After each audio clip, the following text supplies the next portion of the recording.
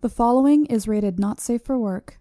It contains strong language, adult situations, and lots of spoilers. Discretion is advised. In the criminal justice system, cinematic-based offenses are considered especially heinous. The dedicated attorneys who investigate these villainous films are members of an elite squad known as the Reels of Justice. These are their stories.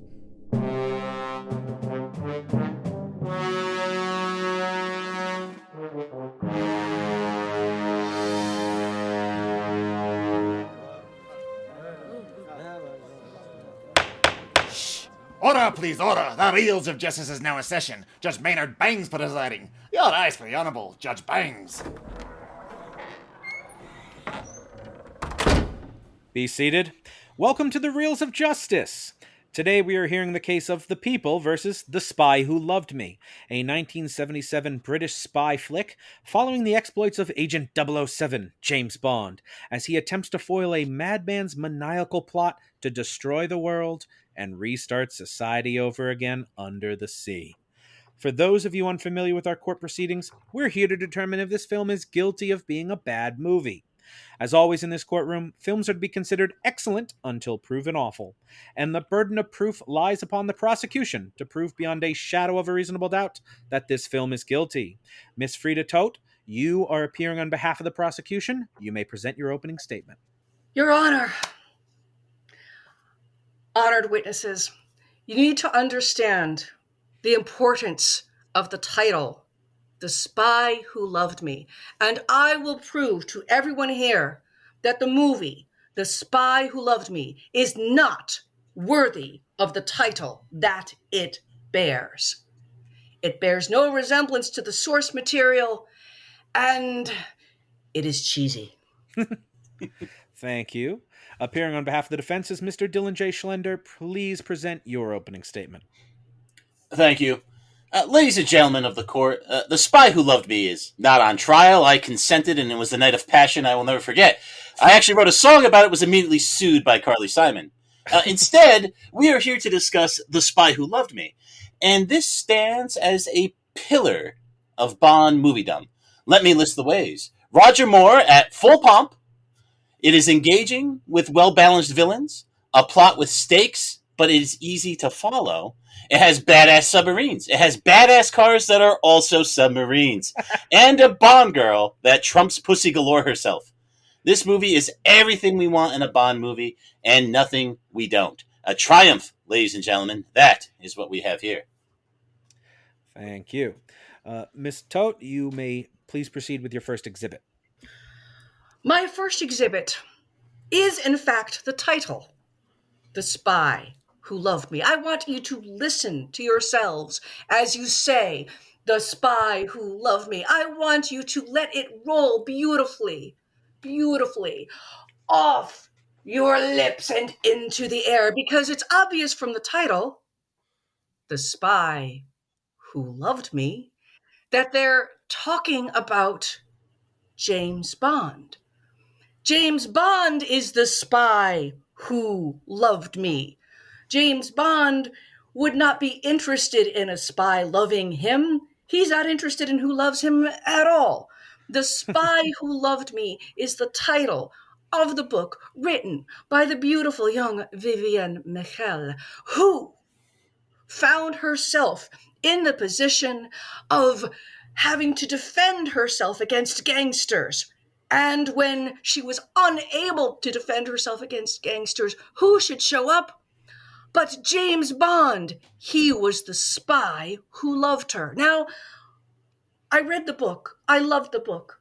I'm right now in the location of the book, The Spy Who Loved Me, which takes place mostly in upstate New York, northern New York, but parts of it, of course, are in Canada.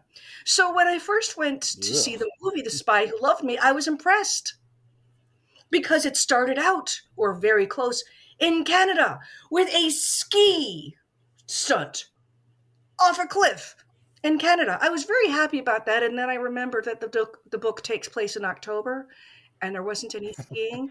So I knew we were kind of off to a bad start. So I think the most important thing to remember is that The Spy Who Loved Me is James Bond. and that James Bond does not care about spies loving him because he's James Bond. All he wants is a victory romp because he's James Bond. All right, thank you. Defense, do you have any rebuttals to this? Is James Bond capable of loving anyone? Well, yes, they actually mention in the movie that he was married once. It's one of the first times we actually get backstory reintroduced in a Bond film.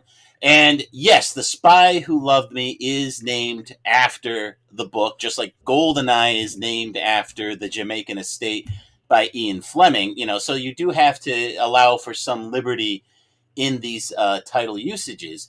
And as Frieda said, there is some connective tissue, starting with in the ski lodge. The book takes place in a hotel lodge.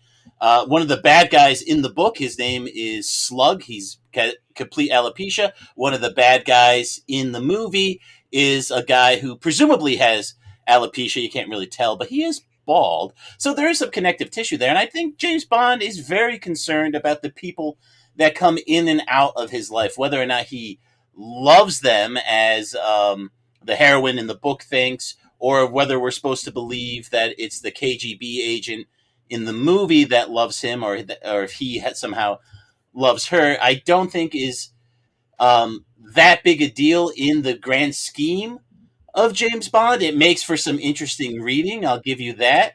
But as far as the movie goes, it is about that victory romp at the end. The spy says she's going to kill him when this is all done because maybe the spy who loved me was her boyfriend who died at the beginning. A bit of a stretch. Frieda, maybe. You may present your next exhibit. Yeah, I would say that's a bit of a stretch. I want to address the music, though, because you're talking about Carly Simon. Carly Simon is a magnificent performer, and the phrase "the spy who loved me" in the theme song was really, really impressive. But I want to address the use of classical music in "The Spy Who Loved Me." Stromberg uses "Air on a G String" by Bach when he kills his girlfriend, and then the layer merges to Mozart's Piano Concerto Number 21, and then he uses the Nocturne 8 in D flat when Bond meets Stromberg himself. And there's even a little bit of the aquarium from Carnival of the Animals by Saint-Saëns, which takes place when all the fish are doing their things. And I just want to say that, there was no need to show off this way. I think Stromberg comes off as pretentious. And, when we get back to the bad guys, going back to what you were saying about Slugsy with the alopecia and Horror with the steel-capped teeth, the steel-capped teeth were used by Jaws in the movie, but I don't think that was true enough to the book. I think that Horror and Slugsy work together, and in the movie they've got one guy with one feature and one guy with the other feature, and they're not even cooperating. What is this? I think the music was pretentious, and I think the bad guys were, they were stretching it. They weren't using the book bad guys, and I think they should have. Defense, were the bad guys enough like the book? And was that Stromberg's girlfriend?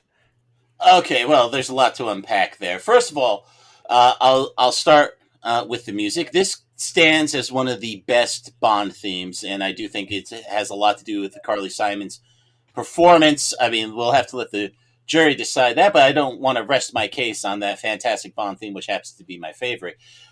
Even before I had seen the movie. I agree with you on that one. It doesn't make me a good prosecutor, but I have to. So all right, agrees that as far as Carly Simon goes, nobody does it better. There you go. The best. All right, so when we're looking at the bad guys, and if we're going to compare them to the novel, let's look first at the movie. We have the introduction of Jaws, easily the most iconic villain from the series. He comes back in Moonraker. Well, he's in the top 10 most iconic villains from the series. He comes back in Moonraker. Thank you. He gets to be a playable skin in the GoldenEye video game. He's left a cultural imprint in a way a lot of other Bond villains might not necessarily have.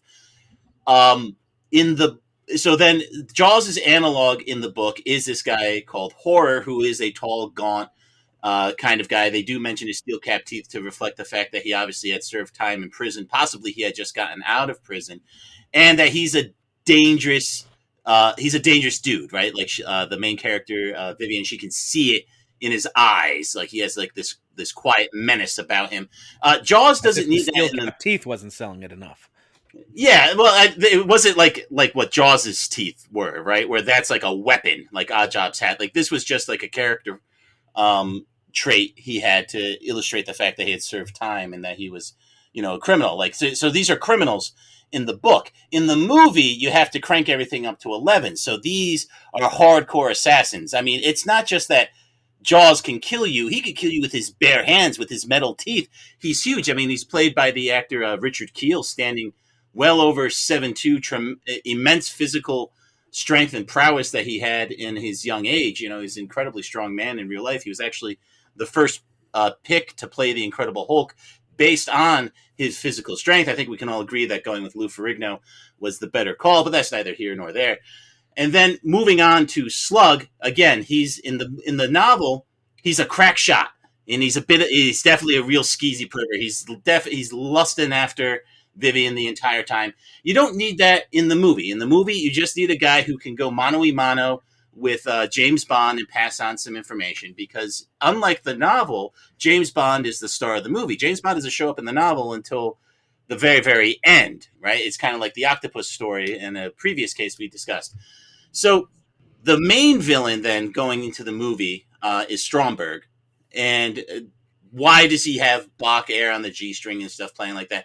And I think it is because he has like an elitist air about him. He has that pretension about him, and it's supposed to ruffle you the wrong way. It's like, this is a guy who not only does he think he's better than you, he knows he's better than you. Like, he's so rich and decadent, but he hates the decadence of society. Society is going to hell in a handbasket. He wants to accelerate the process.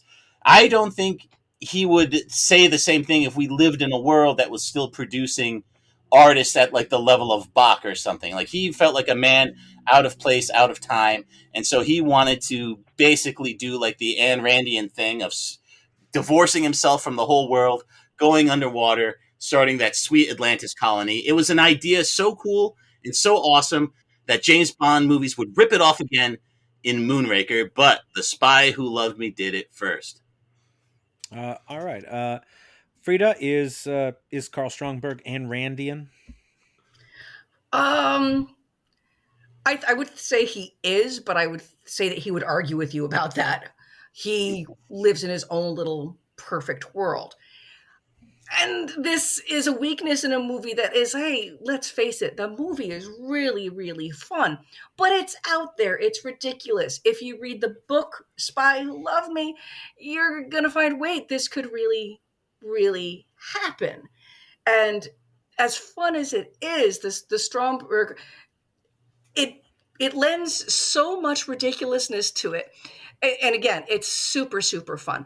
But I find that one of the best tributes to James Bond movies, not books, is really the Austin Powers stuff, because it just got so out there and it got so ridiculous with bad guys pressing buttons that they had to anticipate everything that would ever happen. Oh, we better have an elevator with a trap door in it.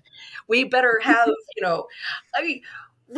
who's going to have this like Sweeney Todd-ish tube built into your lair? Where do you get the workmen to build Sweeney Todd stuff in your lair?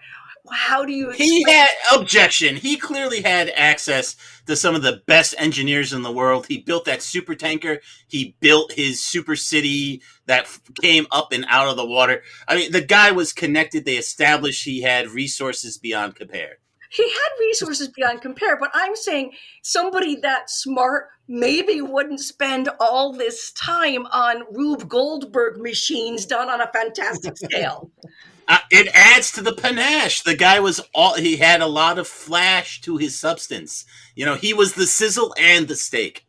He was the sizzle and the steak, and we're talking about a book in a motel with stolen televisions. I mean, you just don't get more polar opposite than that. I think that might even be appropriate in a way that they were so polar opposite, because I don't need to tell you that Ian Fleming was obviously not pleased with the criticisms that The Spy Who Loved Me would go on to get, to the point where he wouldn't let it be republished in paperback in his lifetime. It wasn't until he died that it would, be republished. So I think it's a fitting tribute to Ian Fleming to say, hey, man, we know you don't like the book. So for the movie, we're cranking up the James Bondness to 11. We've got a car that becomes a submarine that shoots a missile into helicopters. We got the KGB and MI6 teaming up to defeat a guy who's so crazy he keeps gun tubes under his table. So I think this movie is the salute to Ian Fleming that he frankly deserves. No. A salute to Ian Fleming would have included a car he would actually drive.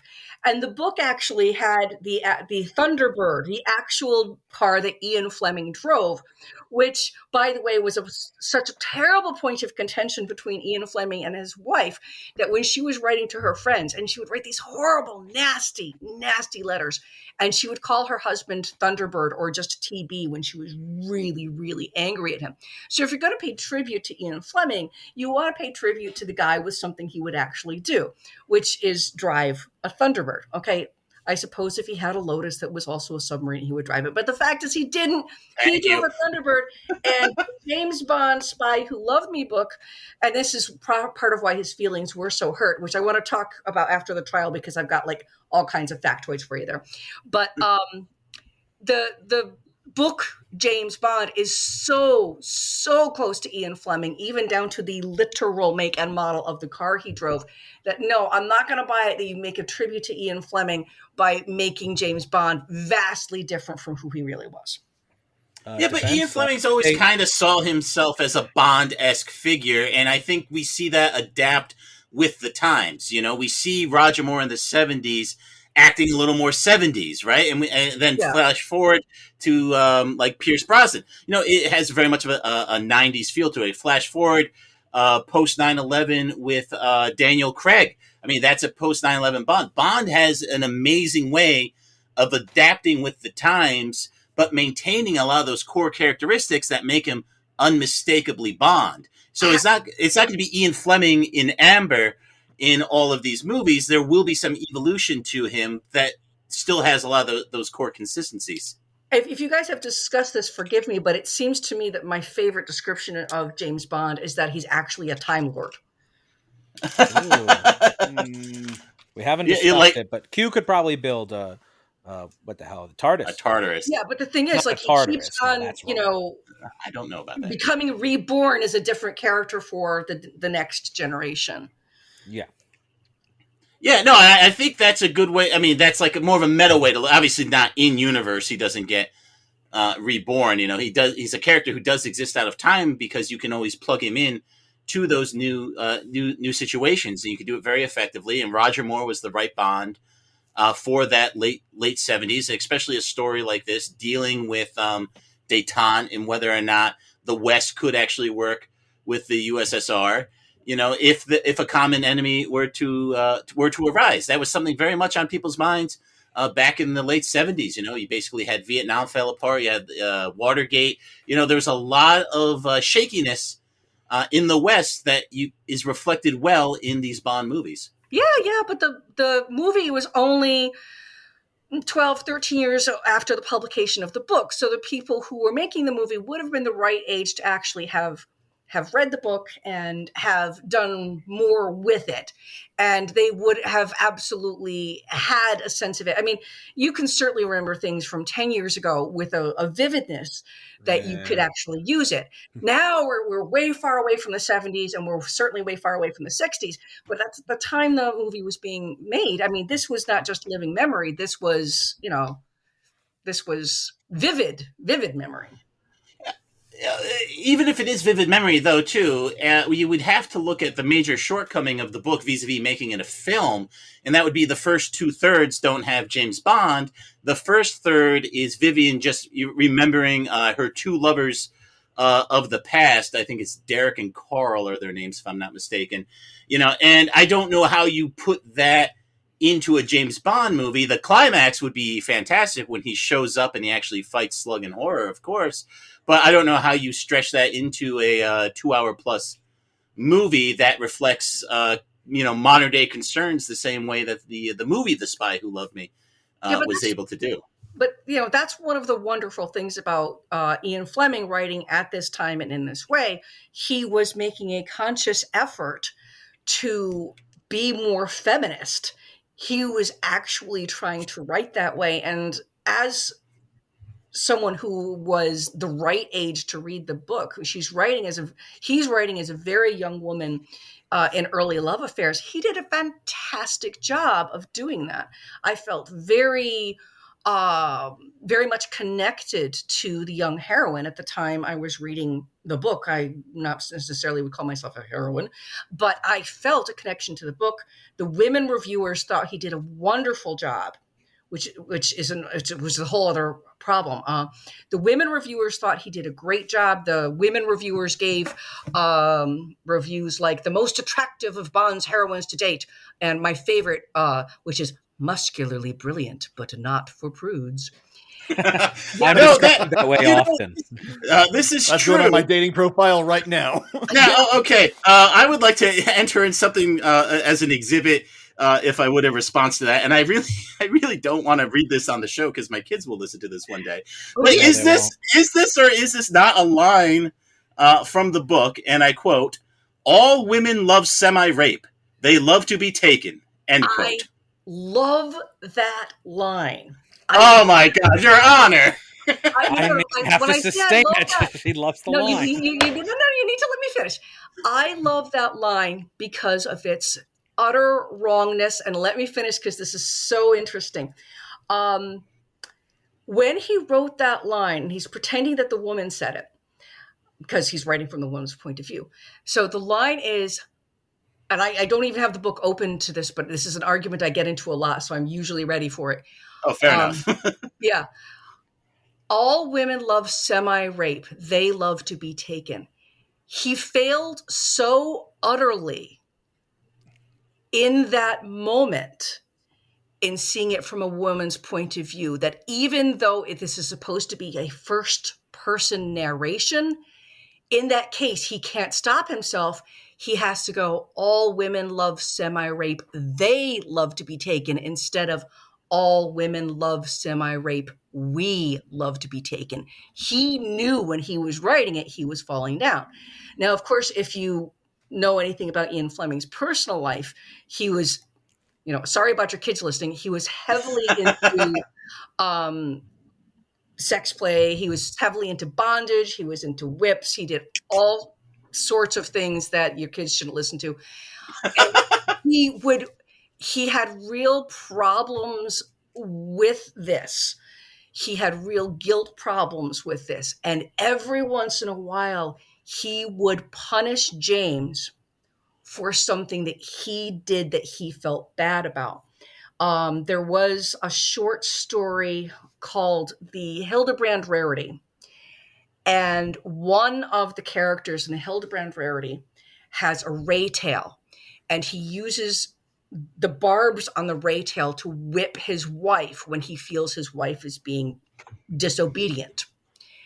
And James Bond says to the guy whose name is Milton Crest, "Oh, you've got a ray tail. That's really bad." And he says it in, a British accent. "And you should probably throw it away because it's illegal and it's bad and you shouldn't use that." And the bad guy, who's the guy with the ray tail, pretty much, tells James Bond to stuff it. He's going to whip his wife if he wants to. Well, even though it was illegal to have one, Ian Fleming owned one and he whipped his wife with it. Oh, jeez, Louise. So every once in a while, I would like to get us back onto the movie, though. Anyway, because I think we've discussed the book and we've discussed that there is a lot of differences between the books. Yeah. But I would like to hear from the prosecution some more points with the book put aside, some more points against the film. My principal problem with the film is that it is so darn much fun that I actually really, really love the film. I know I'm supposed to go like, "Oh, the film's bad." It is cheesy. It is absolutely cheesy, but it's perfectly fantastically 70s cheesy. So what happens, and like a lot of times you'll make a book that's very different from the movie, and it's sufficiently different that they're two things that are equally good in their own way, and there are points that you can pivot on that you can go, okay, that's fine. The movie Ella Enchanted, for example, is not much like the book Ella Enchanted, but they're both equally good, and they have this enough of the same narrative that you're going, okay, I can appreciate this one as its own thing, and I can appreciate this thing as its own thing. Oh, I've read the book. I understand the movie better now. When you see the movie The Spy Who Loved Me, which is so much fun, and then you go read the book, you're not going to have a point of going, oh, I understand this point better now. I didn't understand the subtext behind this, but now I do, and I feel so much better. And you're not going to have that experience with The Spy Who Loved Me book and movie. It's actually, I know I should hate it, it's really one of my favorite James Bond movies because, as you've mentioned, it's paced well, the characters are fun, the music is actually... I'm striking all of this from the record. Too bad. I wrote it down in my notes. If I could have, though, a question from the bench for the prosecution, do you feel that this film, as it's not based on any book, do you feel it has it resembles too much to some of the previous Bond films before it? No, because I think the formulaic nature of the Bond films is its beauty. The beauty of a Bond film is that you know he's going to be okay at the end, that the bad guys are going to be punished, with the exception, of course, of poor George Lazenby's film. The formulaic part of the Bond film, that's the best. I mean, the pre-title naked woman dancing thing, like, okay, I'm going to go to a Bond film because I want the comfort of the formula. Well, you've completely switched to defense now. Defense, do you want to switch to prosecution? I mean, I could go like, oh, I hate it because, I don't know, Barbara Bach doesn't know how to handle a gun. But frankly, most James Bond films are so bad in their handling of guns. And I have shot a gun more frequently than I've seen a movie. And most of the time they handle guns so poorly that it's no more effective than if you just kind of ran at somebody and yelled bang. I think it's really, really bad. Anything else I can prosecute it on? It doesn't pass Bechdel, but most Bond films don't. And I don't get to see Bond films if it doesn't pass Bechdel. And actually, okay, here's one I can get you on. For Bond books, 3/4 of them pass Bechdel, which is, of course, does this thing have two female characters that talk to each other about something other than a guy? Bond films, I think only 3 out of 25 have women characters that talk to each other, not about a guy. So we're talking about Ian Fleming, who's writing in the 1950s and 1960s, who has more women talking to each other in the 1950s and the 1960s than the movies have. And it's kind of ridiculous when we live in a world that's more than half women, that we don't have more than half women in a movie. Okay, well, that is a good defense. That is a good indictment of the films. Do you have any further points before you rest? In prosecution of the movie. On the prosecution of the movie Spy Who Loved Me, I'm just mad because it's not like the book, and I like books. Very fair. So the prosecution is rested. Defense, any further points you want to bring up? The prosecution did half your job for you. So. Well, in great appreciation to learned counsel. Yeah, the one point I just want to bring up is that it's just something that Bond is very good at doing because he's a very uniquely positioned figure in Western culture, being British but with a lot of American appeal, and that's how the Cold War is handled in these movies. As I mentioned earlier, the 70s saw the rise in the idea of détente. It saw a huge rise in the use of naval espionage as well, a topic very close to my heart. The U.S. Navy, for example, spent tremendous amount of resources tracking Soviet subs, something that we see in the movie. It was tapping underwater communication cables from the Soviet Union. I mean, these things were perilously close to each other, while above water, the diplomats were trying to make nice. So we see that Bond is able to actually thread that needle very well because he actually is a naval commander. We get to see him team up with the Soviet Union, which is an interesting idea because a lot of people were wondering, like, what would it take for like a Western communist alliance to reunite the World War II alliances, and a global threat like Stromberg presented would have been very apt, so the movie works in its time, but all of the action and all the cool gadgetry that we had mentioned before, it also works in a way that makes it timeless. Like, you can put this movie on now and it's a lot of fun to watch. And if you put it on in the past, it was reflecting a lot of modern concerns, so that's just something I want to bring up is, like, I think Casino Royale with Craig did a very good job of addressing modern concerns, and I really think The Spy Who Loved Me also did a great job of addressing those concerns, but in a way that's still enjoyable even in 2022. All right, and any further points before you rest? And the song is great, and I like that they had all the classical music in there. That was Air on a G String was fantastic. And I will rest there, Your Honor.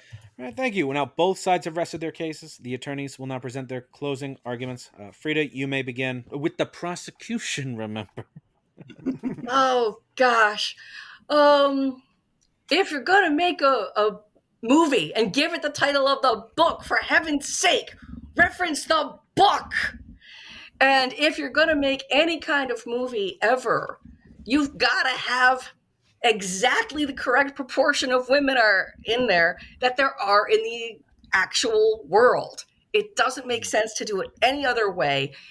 And when you've got a guy who's writing in the 1950s and 1960s who's more feminist than something that's happening in the 70s, something's really fallen down here. I'll talk about Cubby Broccoli some other time.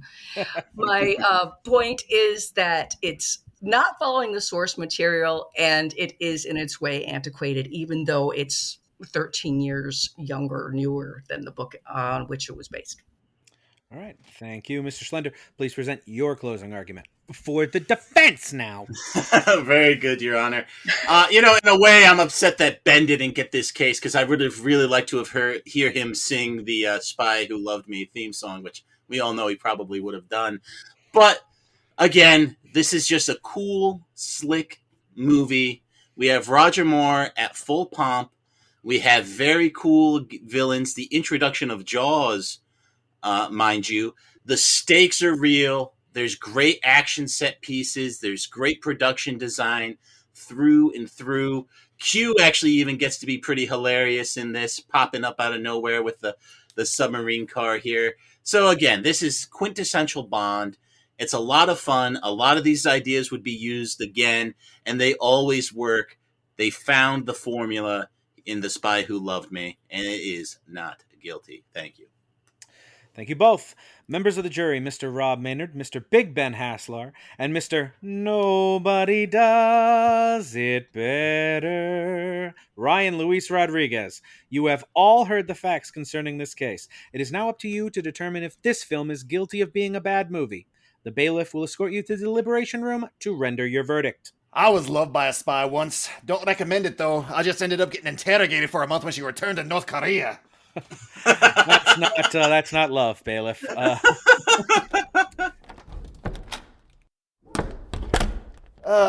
Remember that time Ryan sent me to hell for convicting Paddington 2 and I thought I had a chance to escape? I realized I am in hell, and hell is just watching Roger Moore Bond films endlessly. Ryan, what did you think of this case? So that's what you thought? You did not enjoy this one? I did not enjoy this one. Oh, well, so put yourself in the place of the points, prosecution. What kind of points would you have raised? I would raise the points that she did raise, particularly like this is where Austin Powers like draws all of its silliness from. It's just out of left field for all of it. The car and I mean, I guess Jaws is cool, but that cap it at that level. The Atlantis base is stupid. It is overly formulaic. She's pointed that as something good. I think that's bad because I've seen so many of these Roger Moore Bond films, and it's all the same. It's all the loose plot thing that allows him to go to some other exotic location to get some other loose plot thing to end up with some like big thing at the end. That's formulaic, that's just Bond spy formula to me. What I mean more specifically is like this movie is almost beat for beat You Only Live Twice in a lot of ways. Whereas You Only Live and then Twice, Moonraker after that. yeah, like well, it's exact. Well, Moonraker ripped it off, so I can't blame that. But I mean, the huge base in the end, that huge fight at the end, is right out of You Only Live Twice, which Austin Powers ripped off. That's their final fight. Well. Yeah, and I mean they're doing an homage, but like in this case, it feels very much like that. And I believe there's submarines in that one being stolen too.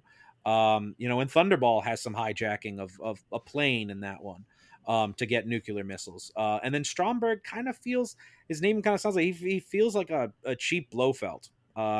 You know what that was, right? What? Wait, you're not in the deliberation room. You got to close the door and lock the door. You had your chance to prosecute the movie. You had your chance to prosecute the movie. Ryan, what did you think? I actually think this might be my favorite Roger Moore Bond movie. Is that a low bar sort of thing? Or is that that's a fairly popular opinion, though. I think this is the most well-received. But there was a moment, and it's something that that Dylan brought up, where early on somebody tries to discuss his murdered wife, and he has this steely gaze that projects a certain level of "don't fuck with me," and I know I'm hard on Moore most of the time. Yeah, but he really impressed me, and that was something that took me aback a little bit because I'm so used to hating on him. But I actually think he's quite good in this movie. I feel like we didn't, we talked a lot about the book and we talked a lot about Bond, but I feel like we did not talk very much about Barbara Bach or Caroline Munro, two great Bond girls in this movie. Although there's tons of. Oh, what? Yeah, come on, they're okay. Barbara Bach is really great as Agent XXX. I think she's one of the. And that name is so stupid. It's Come not on. as bad as I'm Pussy so sick of these Galore. stupid Bond. It's not as bad, but it's up there. Those are the jokes, Ben. I know they're the jokes, and I hate them. I hate all of them. I mean, Honey Rider. That's another good one. Plenty O'Toole. That's one of my favorites. But no, I think Barbara Bach she's one of the few Bond girls that she like feels competently almost as independent as Bond does in several moments. A lot more than, to me, Octopussy did, who felt more like someone's mom. I think Barbara Bach. God, you're gonna go with that again. She does. Let it go. Feels let it go, like Rob. she could handle. I feel like Barbara Bach feels like she could handle herself in any given situation. All right. And other stuff I like. The practical effects are phenomenal. The super tanker is a miracle of a miniature, or is it a maxiature? Because it's big.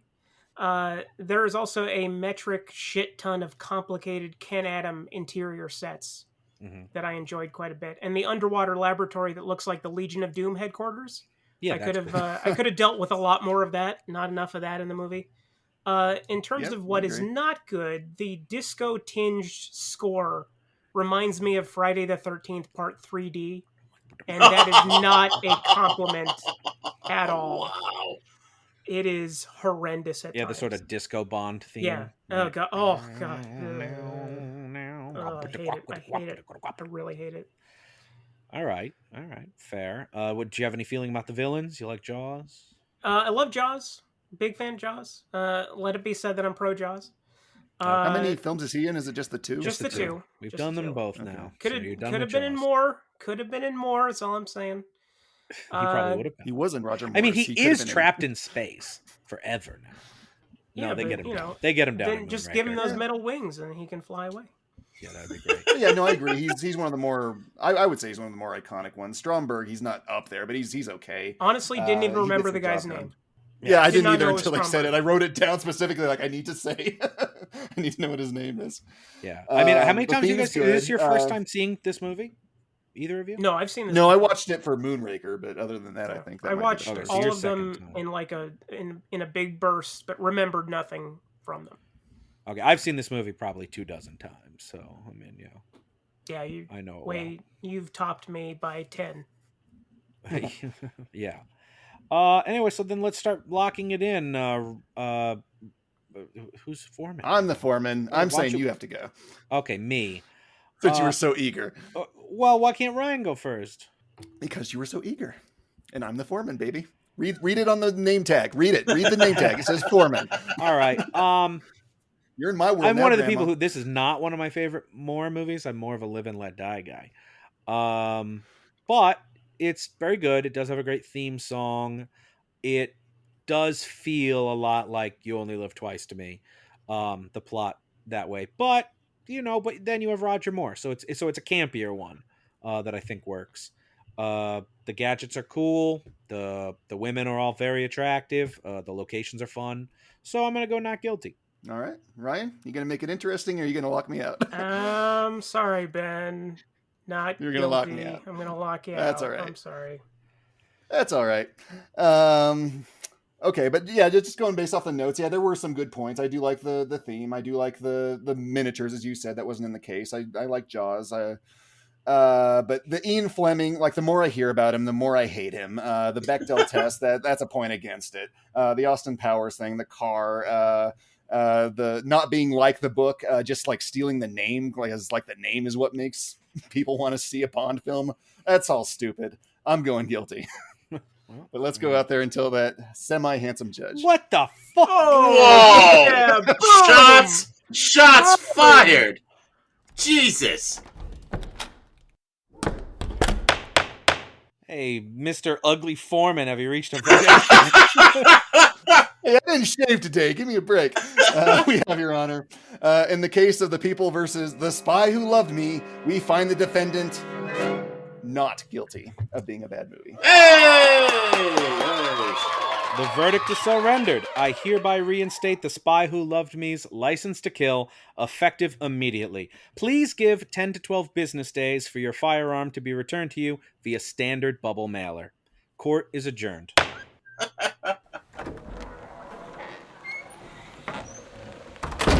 This is Special Agent Mumbly Mumbleson, licensed to mumble, reporting to you live from outside the Reels of Justice. Frieda Toth, would you care to share your thoughts on the jury's verdict? I'm so upset! Oh my gosh! With all the Austin Powers stuff and only like borrowing from the book and the dumb gadgets and the cheesiness and oh my gosh, I brought it on myself by finding it entertaining and I never should have admitted that. Oh my gosh! She's right, you know. You're right, that is your fault. Thank you. And here comes Dylan J. Schlender. Excuse me, can we get a word on how you feel about today's verdict? You absolutely can, Special Agent Mumbly. Today is a great day for justice. I'd like to tip my hat to opposing counsel. She brought up some great points for me. And I think we, look, we're going to do every single Bond movie. Mumbly, you hear what I'm saying? We're going to do every single Bond movie. Never say never again. This is a... No, we're doing it. We're doing that meme where I've got you pulled in and I'm like waving my hand out like Buzz Lightyear and you're Woody. And it's Bond movies. Bond movies everywhere. I'm very depressed now. That's all we have from the courthouse today, for God's sake. Let's go back to the studio for post-trial analysis. I was picturing Mumbly with like the metal teeth, though. I thought he'd just be like, he'd be Mumbles. No, then that would be... See, I would have loved that. That would have been great. But no, great case. Now, Frieda, I'd like to hear all your praise for the movie now.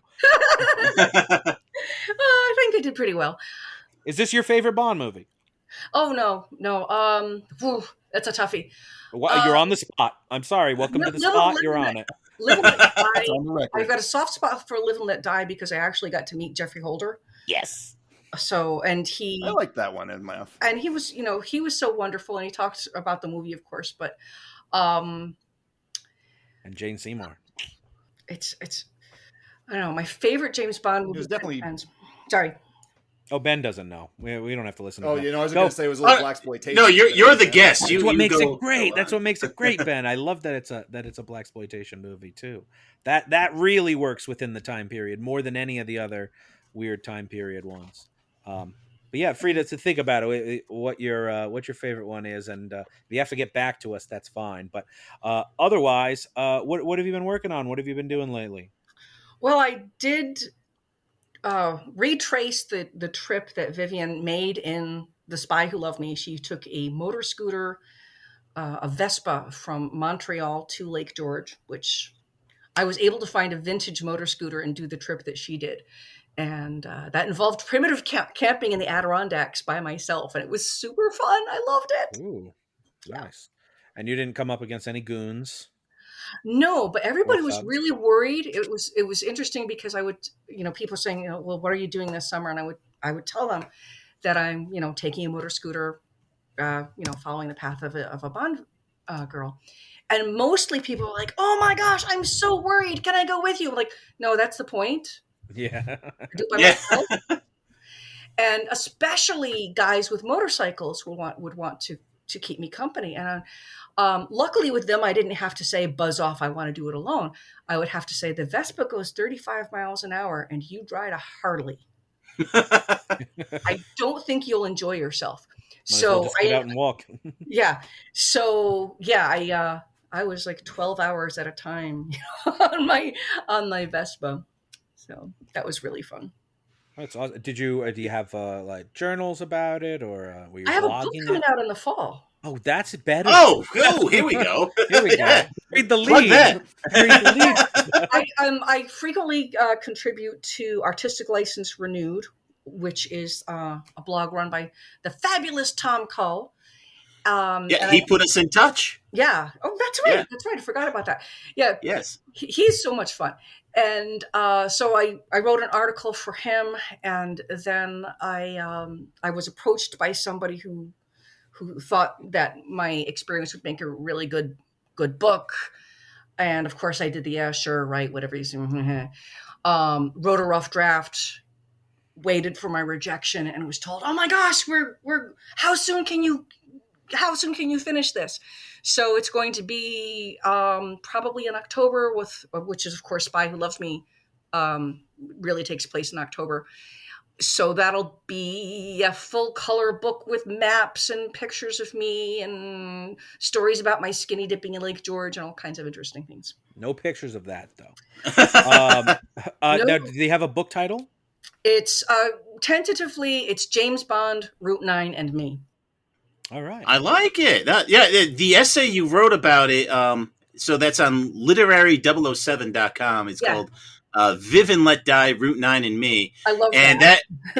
That's just an exceptional travelogue essay. And I had just finished the book when I read it, and I was like, wow, it's just amazing how you're able to capture so much of what Viv did and what you did, and it's seamless. And so I think everyone out there should read the book. It was quite remarkable, like I felt like I got in touch with my feminine side. I like had a glass of wine while I was reading it and everything, and cut the mic, Rob, cut the mic. It's absolutely nothing like the movie though, like you said, and it did make for interesting reading though, and I think people should really check out the book.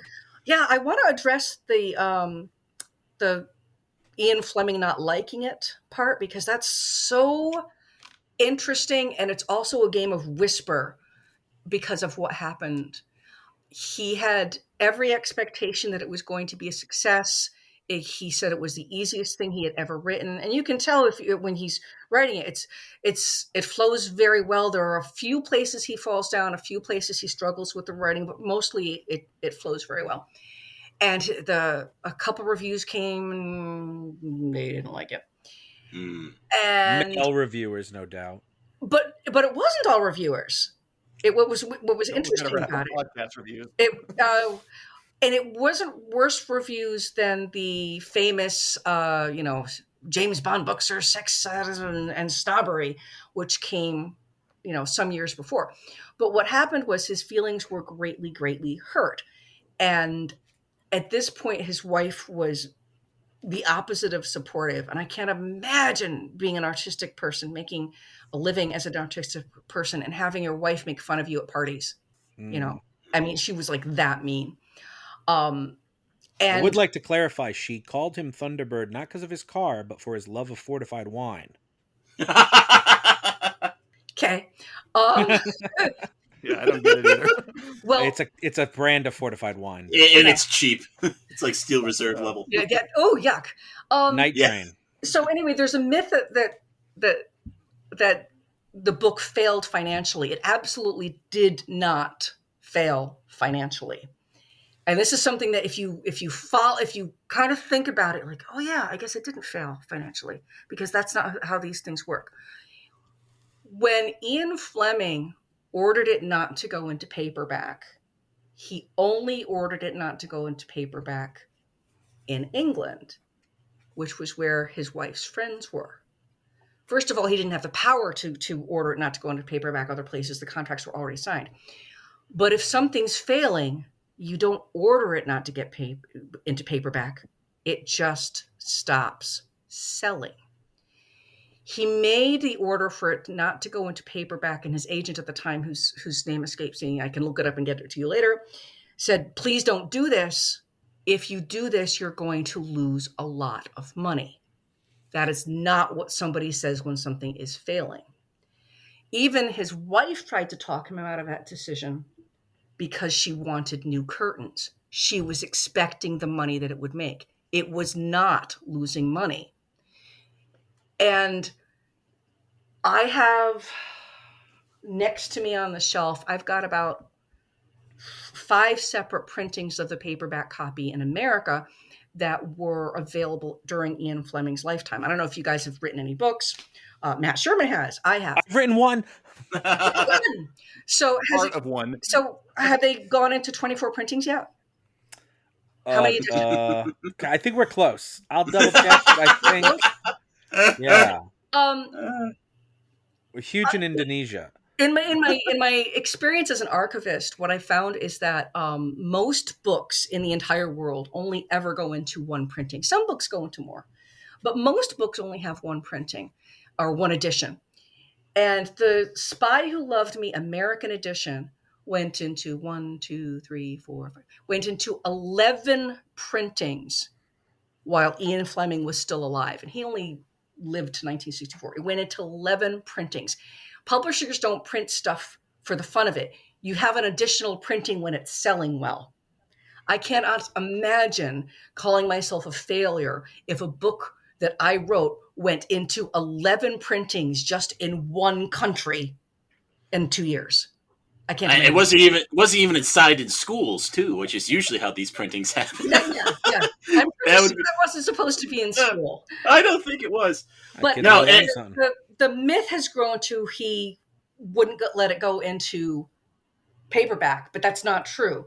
He was able to limit its where it was in paperback. But in America, 11 printings in 2 years. That's remarkable. That is not a failed book. And he didn't actually not let it go in paperback until he died. It was only in Britain. And the thing is, if it goes into 11 printings during your lifetime, you're making money because you're getting the money for it. It's going into your bank account. Oh, excellent. I hope that your book goes into at least 11 printings. I wanted to go into lots and lots of printings. Exactly. And I'm so happy because I've got people who want to purchase advanced copies, and that will make me super happy. So what I'm trying to do is negotiate so that people who get advanced copies get an autographed copy, because we will be the first in line. Put us on the list. And if you need a blurb on the back, I have very famously blurbed Jeremy Black's James Bond book. It's Ben's turn to be blurbed. And you were announced as the host of Reels of Justice. It's true. It's true. I had them say I was the host. It's great. It's Ben's turn to be blurbed. All right. Okay, so if you need a blurb, I'm saving myself for a cookbook. I'm sorry. We'll hook you up with Ben. Now, Frieda, we always ask for recommendations from our guests for movies that you think people should see. So what is a movie that people should see? Any movie in the whole wide world or Bond related? Any movie in the whole wide world. Any movie. It can even be bad. I recommend Charles Bronson movies all the time. That's true. He does. Wow. Yeah.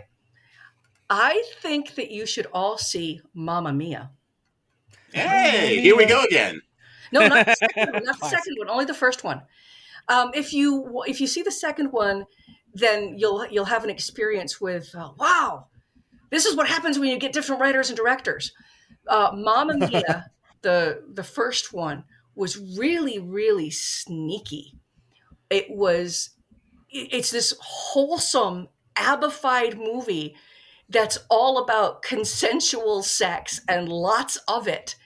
And it's like Bechdel plus with trios of women talking about stuff. But my favorite part about Mamma Mia which you probably don't get the first time through, is that the extras who are women are mostly middle-aged and not very good shape, and they're given beautiful costumes, and they're being given a lot to do and stuff like that. But most of the extras are 20 and hunky.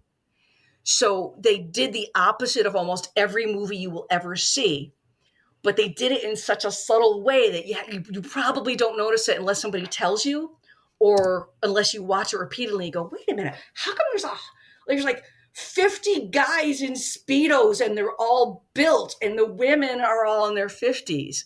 It's amazing that they do the opposite of your usual Hollywood film, and that people don't see it.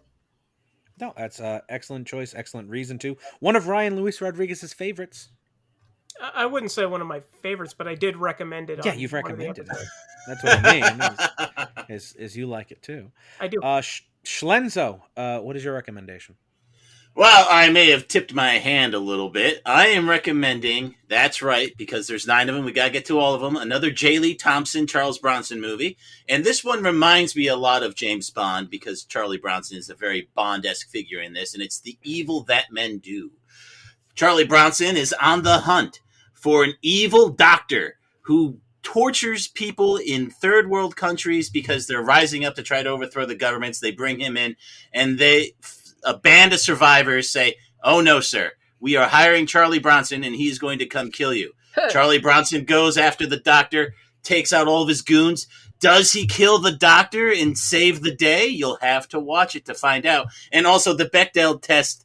This movie passes it, but let me tell you something. I just don't think that's a good metric for judging movies.